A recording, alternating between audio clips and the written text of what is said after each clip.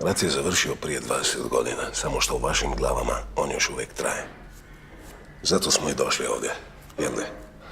Da nešto s tim napravimo. Koja si ti šifra? Na koja si ti? 431. Ja sam bio 431. Pa mi doktor promijenio na 62. 62. 6-2. Treba pomoć. Treba li tebi pomoć?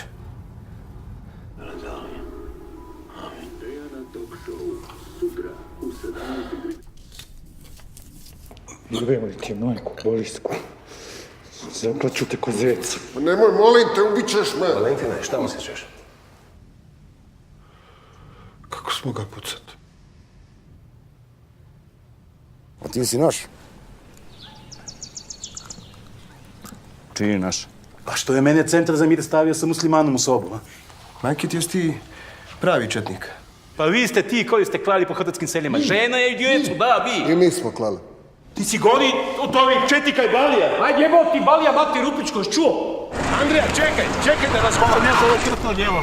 Jebe mi se za tvoje pare i za tvoje pomirenje. Mrš, govno slovensko. Čekaj, čovječe. Jesi bio ti u ratu? Nisam. A gdje jesi bio? U Sloveniji. Daj mi jednu marku.